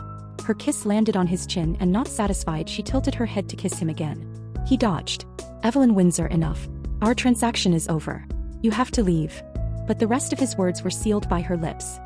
He tasted the salt of her tears, and though it was bitter, he couldn't bring himself to reject her. Eventually they fell onto the bed, their clothes scattered around them. As he entered her, his eyes were filled with unavoidable sorrow. "You knew everything, so why? Do you know? In this year and a half, even though it's all been darkness here, you were the only light in my despair," Evelyn Windsor said, wrapping her arms tightly around his neck. This time they made love again and again, just like when his body was still healthy. Until in the end he pulled away from her, his voice hoarse. "Evelyn Windsor, you'll regret this." "No, I don't regret it." She turned to look at his blurred outline, their fingers intertwined. "I've never been clearer than I am today." At her words, he shuddered, and with a sigh he pulled her into his arms. Evelyn Windsor never left in the end, nor could she ever leave now. 2 weeks passed by in what felt like the blink of an eye, and they lived together like newly in-love couples, always by each other's side. The man said that the baby wouldn't disturb his rest, so during naps the three of them would sleep together. In the mornings, Evelyn Windsor would take the baby out for a walk, and upon returning she would share with the man what new thing the baby had learned that day. Until one morning, Evelyn Windsor suddenly felt uneasy with her appetite. She checked the calendar and realized her period was a week late. There were pregnancy tests left over from before, and she quickly went to the bathroom to take the test. When she saw the 2 clear lines, her breath caught. She was pregnant. In the study, the man seemed to have already begun preparing for the future. He started instructing his trusted assistants to support Evelyn Windsor with her work when she returned to the office, making sure everything would be arranged for her. Evelyn Windsor held the pregnancy test in her hand, her breath tight, overwhelmed with a mix of joy and bittersweet emotions. When the man finally hung up the phone, she walked over. She squeezed his hand, looking at him. "For our son, for the baby we haven't met yet, can you try? Can you believe in a miracle?" The man paused, suddenly realizing something. "The baby we haven't met yet?" "Yes." Evelyn Windsor placed the pregnancy test in his hand. "I'm pregnant. After that night, we have a baby." The man's fingers tightened around the test, trembling slightly. "Please, just for once, can you try?" Evelyn Windsor's eyes reddened. "I can't live without a husband, and our babies can't live without a father." There was a long silence in the room. Finally, the man extended his arms and pulled Evelyn Windsor into his embrace. He left 3 days later, early in the morning. By the time Evelyn Windsor woke up, he had already gone. His movements had been so light that she hadn't sensed a thing. When she woke, there was only a note. "Evelyn, I'm going to find a miracle. Take care of yourself and the baby. Don't wait for me." Evelyn Windsor looked at the note and tears fell again. She understood why he hadn't said goodbye, because what they were facing was likely a final farewell. But with the baby in her belly and the 1-year-old son in her arms, Evelyn Windsor knew she didn't have the right to cry. She officially took over the company, and coincidentally, the Sue family, which the man controlled, was the direct competitor of the Harrison family. After that, everything seemed to fall into place. She went to work every day, handling situations she had never faced before. Fortunately, the man's assistant was always by her side, teaching her everything. 3 years passed in the blink of an eye. In those 3 years, the Sue family had firmly established itself as the industry leader, while the Harrison family, due to the pressure from the Sue family, had declined. In those 3 years, Evelyn Windsor also visited Layla Everett in prison. The once glamorous Layla Everett now had vacant eyes and a gaunt figure, a shadow of her former self. In those 3 years, Evelyn Windsor also became the mother of 2 children. Her eldest son, Shishi, had started kindergarten, and her younger daughter, Meng Meng, was in the toddler class. One day after work, she went to pick up the children from kindergarten as usual. From a distance, she saw Shishi holding Meng Meng's hand, running toward her. Evelyn Windsor's eyes suddenly filled with tears. It had been 3 years since he left, and there had been no word from him. Perhaps by now he had completely left this world. It was a pity. He had never held Meng Meng, nor did he know what the babies had grown to look like. Holding her 2 children, Evelyn Windsor smiled and asked, "Shishi, Meng Meng, how was playing with the other kids at kindergarten today?" "Mama, I was so mad today." Meng Meng puffed her cheeks, looking at her with a reproachful face. "There was a baby who was so annoying." "What happened?" Evelyn Windsor immediately crouched down and asked gently. Meng Meng pouted. "That naughty classmate said I don't have a dad. But my dad went to Antarctica to be a scientist and feed penguins. When the penguin babies grow up, Dad will come back." Evelyn Windsor's breath caught in her throat, but she smiled warmly. "Yes, after feeding the penguins, your dad will come back." She lifted Meng Meng into her arms and took Shishi's hand, walking toward the car. As they passed a small snack shop, both children clamored for colorful tangyuan, sweet dumplings. Evelyn Windsor had the driver stop the car and bought each of them a box. She then carried the treats back home. The villa still stood alone in the barren area. Evelyn Windsor later found out that the land had been bought up by the man, who had chosen not to develop it, leaving it in this desolate state. The 2 little ones ran toward the villa, and Evelyn Windsor laughed as she chased after them. "Meng Meng, be careful not to fall." "Shishi, hold Meng Meng's hand and don't run so fast." She opened the villa door. As she was changing shoes, Evelyn Windsor felt that something was off. She walked into the bedroom to change clothes, but when she opened the door, she suddenly froze. The curtains were open and bright sunlight streamed into the room, casting dancing shadows on the floor. A tall man stood by the window, his back to her, his figure strangely familiar. Evelyn Windsor's heart raced and she took a few steps toward him. He slowly turned around, his unfamiliar face handsome and sharply defined, now gazing at her with deep eyes. Evelyn Windsor stood there, staring up at him, and as he came closer, she felt the familiar scent she hadn't smelled in 3 years. He stopped in front of her, looking down at her. His voice was that familiar, deep and magnetic tone. "Evelyn, I found the miracle." Tears welled up in Evelyn Windsor's eyes immediately. The next moment, she was pulled tightly into his embrace. He whispered softly at the top of her head, "By the way, I forgot to introduce myself. My name is Ethan." The world seemed calm, everything at peace. She looked up, her tears shimmering, and said, "I waited for you for 3 years." He lowered his head and kissed the tears on her cheek. "I'm sorry, Evelyn. I won't leave again." Just as she was about to respond, 2 sets of footsteps approached. Shishi and Meng Meng ran to the door and saw a stranger hugging their mom. Instantly, the two children stood with their hands on their hips, glaring fiercely. Who are you? Let go of our mom. Breaking into private property. Be careful, I'll call the police. Evelyn Windsor immediately realized what was happening and quickly stepped out of Ethan's embrace. She knelt down and hugged both children. Shishi, Meng Meng, this is your dad. Meng Meng's eyes widened as she stared at the man. Shishi, however, looked at the tears on Evelyn Windsor's cheek, his face full of disbelief. Mom, why are you crying? Did he bully you? No, Mom isn't crying. I'm happy. Evelyn Windsor smiled as best as she could. Because Dad came back, I'm so happy, that's why I'm crying. Shishi pondered for a moment while Meng Meng suddenly burst into tears. Evelyn Windsor quickly asked, Meng Meng, what's wrong? Through her sobs, the little girl sniffled. Dad came back from feeding the penguins in Antarctica. Meng Meng is so happy, that's why I'm crying. Ethan looked at his two children, his heart melting with an invisible force. He crouched down, trying to make his voice sound as gentle and warm as possible. Shishi, Meng Meng, can Daddy have a hug? Shishi hesitated, but Meng Meng was already rushing over. Daddy, what do penguins look like? Do they bite? Ethan couldn't help but tremble slightly, but he still smiled softly. You want to see penguins, Meng Meng? How about we go to the aquarium tomorrow? Shishi's eyes lit up at the mention of the aquarium. He had never been to the aquarium. He had only been to a museum with his mom, where the animals were all just stuffed specimens. Yes, yes. Meng Meng happily agreed, tears still on her face but now replaced with a smile. Ethan lifted Shishi into his arms and asked, Shishi, should we take your sister to the aquarium tomorrow? Shishi seemed to think for a moment, then nodded. Okay. That night, Evelyn Windsor couldn't sleep. The man beside her was both unfamiliar and familiar, and after 3 years in her waiting, hope had turned into despair.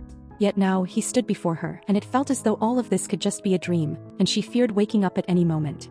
Evelyn. He pulled her into his arms, inhaling her scent, his warm lips pressing gently against hers. These past 3 years you've worked hard. She reached out to touch his face, still somewhat unfamiliar. Is your illness completely cured? He nodded, placing the ring on her ring finger. Evelyn, we'll go get married on Monday, and from now on, the 4 of us will never be apart again. The next day was Saturday. Evelyn Windsor and Ethan, hand in hand, each holding one child, walked through the aquarium. With their perfect match and their adorable children, they attracted a lot of attention. Meanwhile, Sebastian Harrison had been going through a rough time lately. His recent investments had failed and the Harrison family was in jeopardy. To make matters worse, he was diagnosed with vertigo, and the doctors told him he had been overworking himself, forcing him to rest. If he didn't, he might collapse.